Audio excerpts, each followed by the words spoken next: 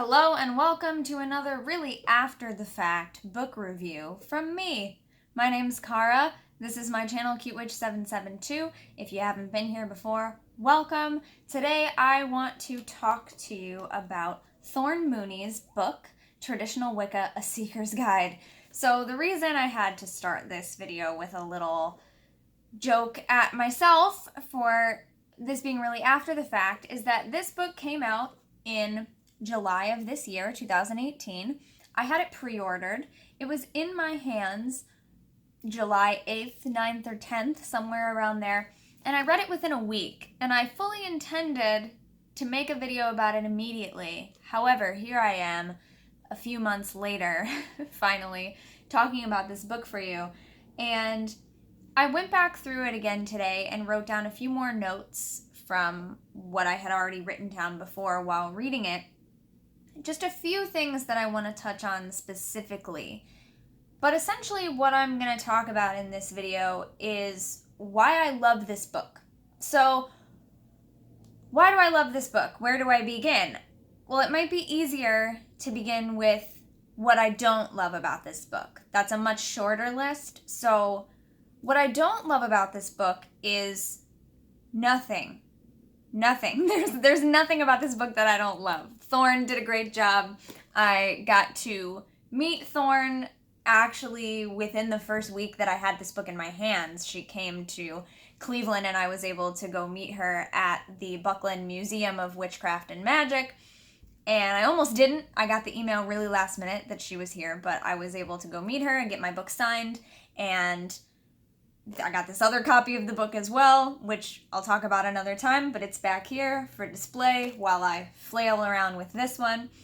And so I read the book very quickly, and I told her at that point, like she said, if you hate it, you can tell me. And at that point, what I was saying was, no, I'm obsessed with this book. I absolutely love this book. And I'm at a loss for words. This is why I wrote down notes. It's something that not everyone will necessarily think would apply to me, to my personal path, because as you know about me, if you have been watching my videos on YouTube for the past almost decade, or decade actually, if you've been around since the way beginning, then you know that I am not an initiate of a tradition of Wicca. And so you might think, well, what does this have to do with your path, or what might this have to do with my path if I'm not seeking to be a traditional Wiccan practitioner? And I really just feel like Thorn talks about so many amazing, different and important topics in this book that are really beneficial in conversations with anyone, not just traditional Wiccans or people who are seeking to become traditional Wiccans.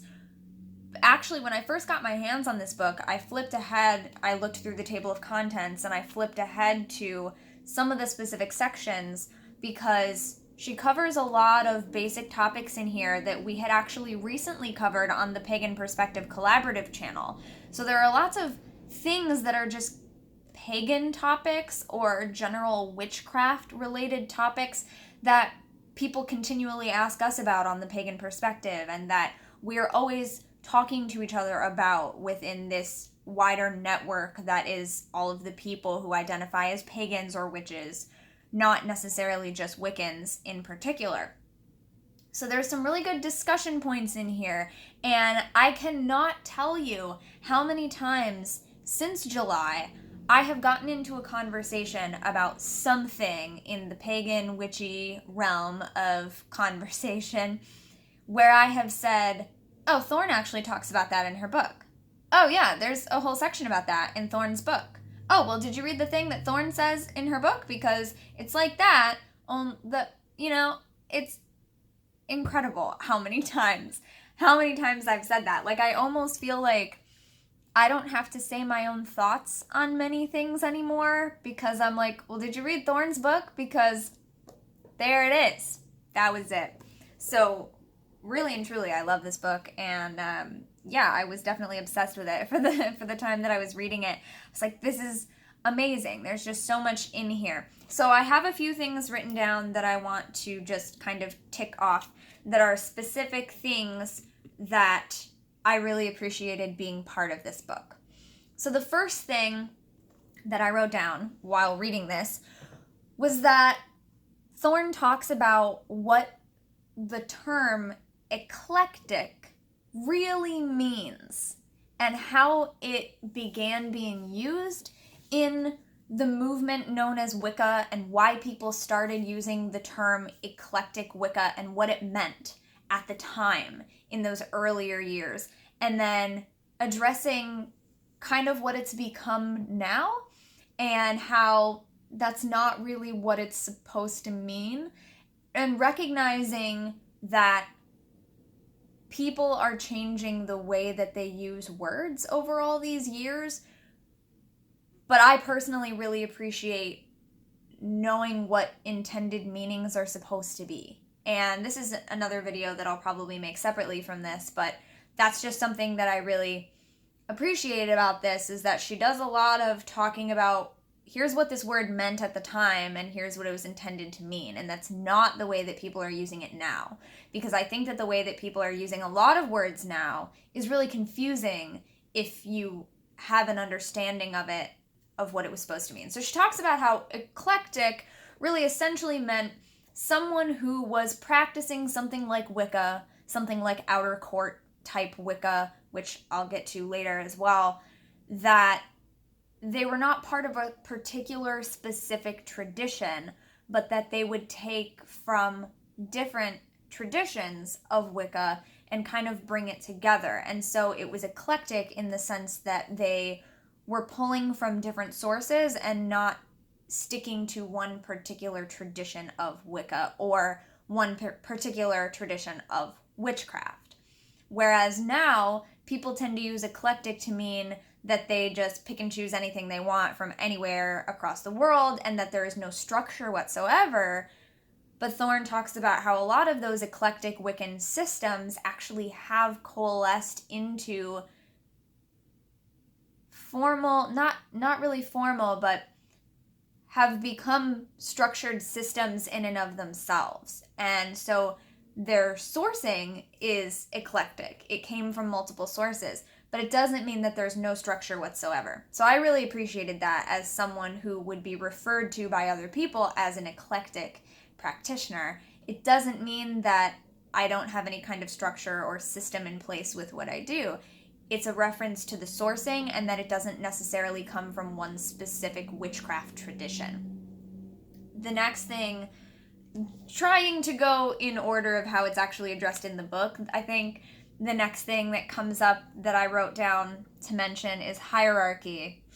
Hierarchy is such a dirty word to a lot of people, and I think Thorn addresses it extremely well, talking about what hierarchy in the context of traditional Wicca is for and what it's meant to do. Like, why is there a hierarchy? And how we have these negative connotations of the word when hierarchy is used in a way that is abusive, that is power over structure. When people use hierarchy to belittle those who are beneath them in the hierarchy or to oppress them in some way, those are negative ways that hierarchy is used.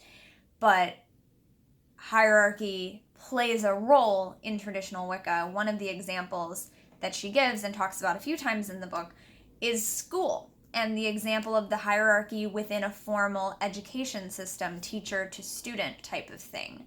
Thorn, being an actual school teacher, definitely helps with that perspective. So I really appreciated that, talking about how hierarchy actually works within a coven, the role that it plays, why it even exists in the first place.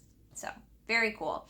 Another big thing that she talks about for quite a bit in the book, has a whole section, is initiation. And again, the role that initiation plays within traditional Wicca and within a coven. And what does it actually mean? And what does initiation get you, essentially, you know?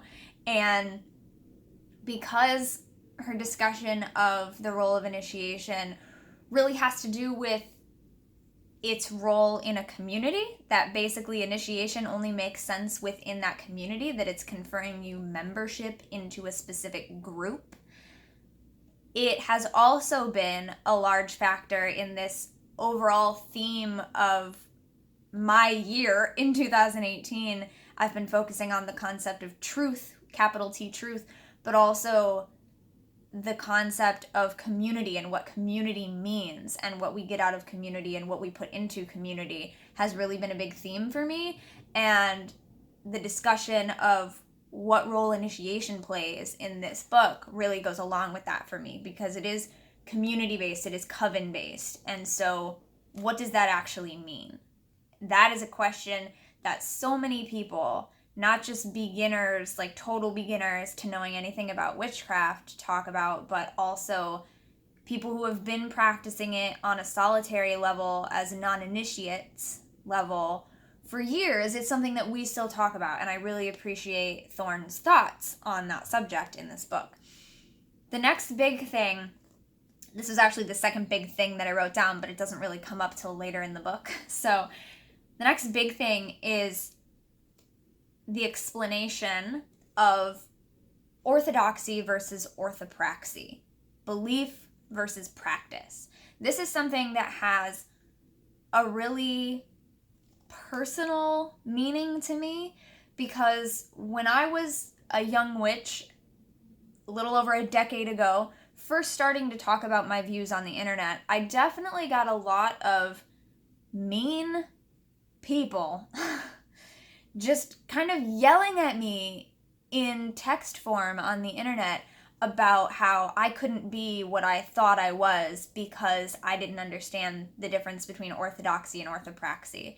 And people didn't so much explain it to me back then as they yelled at me about it and kind of expected me to know things that they weren't telling me and I wasn't comprehending, because I didn't see how what I was doing couldn't count.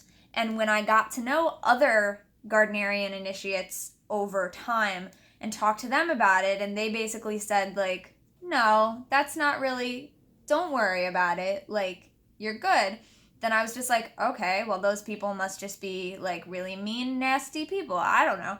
But now, coming into having been on my path for almost 20 years now, we're a few years away from 2 decades, but for quite a long time now I finally get a perspective from someone who I know and love and respect, and who I feel like always says things in a way that I really understand. I have this perspective from Thorn of finally an explanation that I can understand of the difference between orthodoxy and orthopraxy as they relate to traditional Wicca, and why those people were yelling at me 10 years ago about orthopraxis and what they actually meant. Like, they were not doing a good job of explaining what they meant. Thorn does it perfectly. Like, I get it now. I understand. I understand what people have been trying to say for years. And so that it's a really personal connection for me, going back to, like, this is what people were yelling at me about.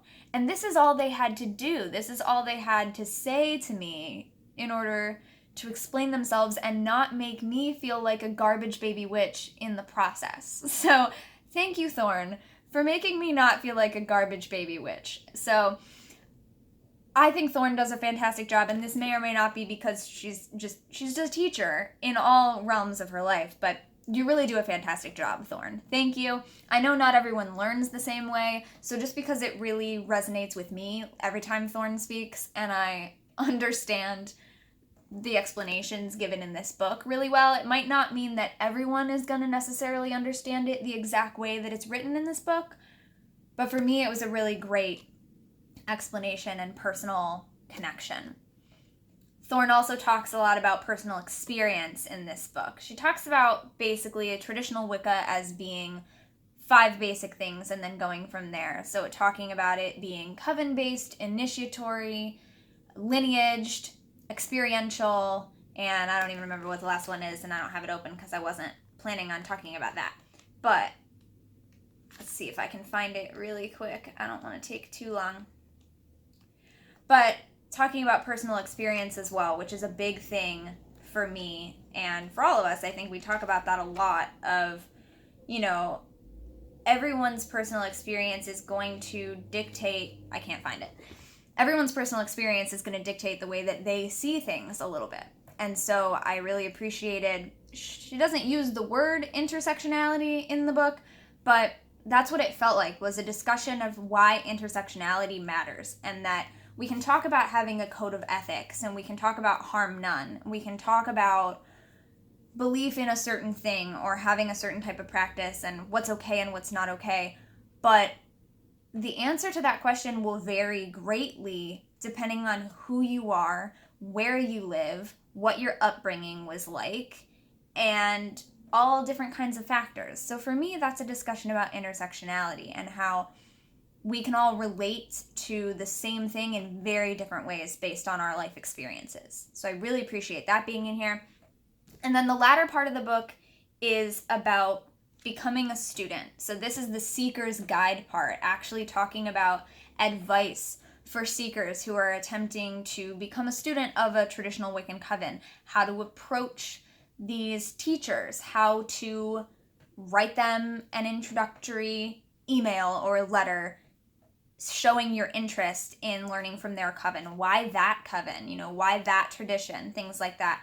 Talks about what kinds of things teachers want to hear from potential students, like what kinds of questions they may want you to answer, and really does a good job of saying, like, some people might just want to chat with you, some people might have a full-on form that they want you to fill out. Everyone's different, every coven is different the way they operate, but just a lot of general advice of, like, here's the kind of thing that I, Thorn, personally want to hear when people are interested in my coven, and so this is just something to keep in mind. As someone myself, now as Kara, who is an informal educator of sorts on the internet, I talk to you guys about things, you ask me questions. If I don't know the answer, I try to find an answer or point you towards someone who may have one for you.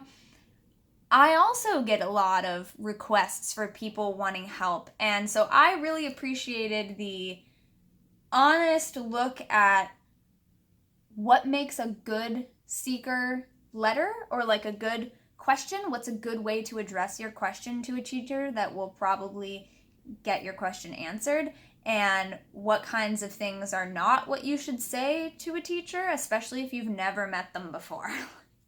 I really appreciated that, because there were a lot of bits in there where I'm like, yup, I've definitely got messages like that, and now I don't feel as bad when I don't want to waste my time answering them, because Thorn talks about it in here. So very cool. It talks about what kinds of things teachers might not respond to and why, why they might say no to taking on a new student, various reasons. So things to kind of put you at ease if you are rejected the first time. It may not be you. It might be that the coven isn't a good fit for you. It might be that they're just not accepting students at the time, whatever. Really comprehensive, I think, from my perspective. And then also includes tips on how to succeed in an outer court type situation, and talks about inner court versus outer court. Outer court essentially being kind of a teaching group that might be run by a formal coven that you can be in and learn the basics and learn, basics. Learn some basic stuff without actually formally being part of that inner court of the coven, without being formally initiated. And maybe you're not seeking initiation. Maybe you're just trying to learn basic stuff, and that's cool. And she talks about how a lot of outer court materials and training processes and exercises, training curricula of outer courts kind of became widespread throughout the mid-20th century. And so a lot of what we think of as generalized neo-paganism, modern paganism, a lot of it has kind of a Wiccan flavor to it, because a lot of it was taken directly from outer court training materials. I thought that was really cool. That's something that even in all my years of research, I hadn't come across that specific connection before. And then, of course, a fantastic bibliography, recommended books. When I met Thorn, I said, there's only like a couple books on that recommended book list that I've already read. And at first I felt kind of bad about that. Like, oh, I feel like I should have read more of these books. I don't feel very accomplished. But I'll tell you what Thorn told me, which was that that's good, because she was trying to put together a list of books that we should read to further our practice. If you've already read every book on the list, then where do you go from there, right? So, and that reminded me of being back in college, being interviewed to join my degree program as a theater arts major. They asked us, do you know this? Do you know that? Do you know this person's name? Do you know this director's name? Do you know this playwright? And it wasn't so much a quiz that if we didn't know, we weren't good enough.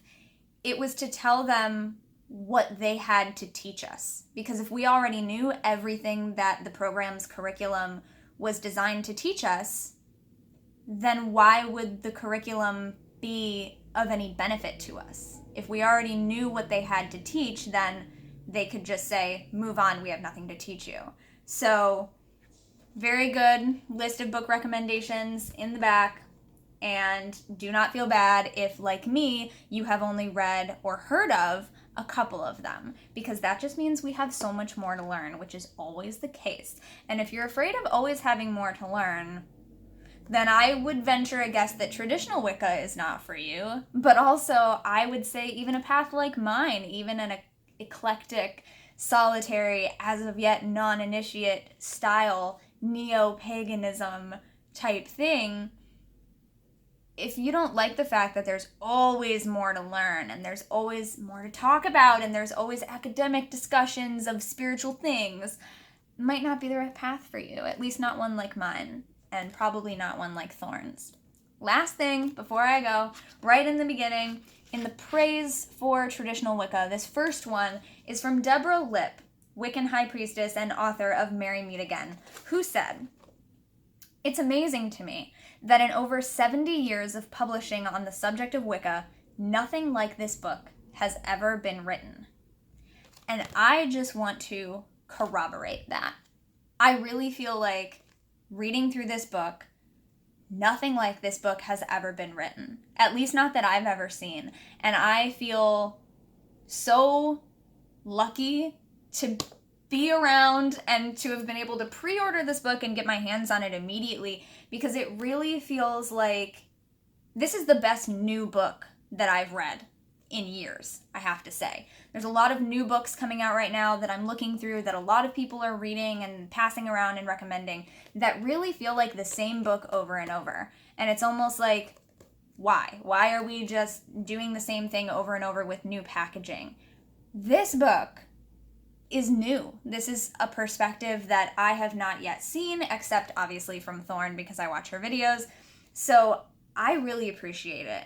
I think that it's incredibly helpful, especially if you're looking to learn more about traditional Wicca, but also I think for any of us as part of this community where a lot of misunderstandings exist about Wicca, a lot of derogatory language is targeted at Wiccans, because a lot of people, as this book says, forget that this kind of Wicca exists. They forget that it's serious, that it's mature, that it's well-researched, that it has a history.